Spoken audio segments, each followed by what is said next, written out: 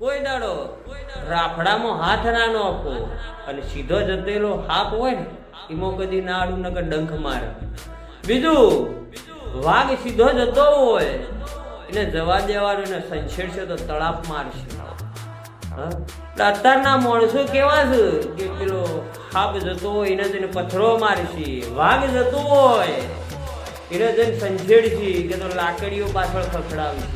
એમ જે માણસ પેલા બગડેલો હોય અન સુધરી ગયો હોય ને એને જઈને પાછળથી હળિયો કરશે ને એટલે યાદ રાખવું, જેમ હાપનો સંછેડો ડંખ મારે, વાઘનો સંછેડો અને તળાપ મારે, એમ બગડી ગયેલો માણસ સુધરી ગયેલો હોય અને એને હળી કરો તો તળાપ માર્યા વગર નો રહે.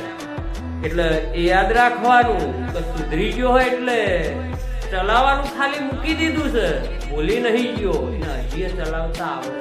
લાગુ પડે ને વટથી. જય સધીમાં, જય શિકોતર, જય ચેહરમાં.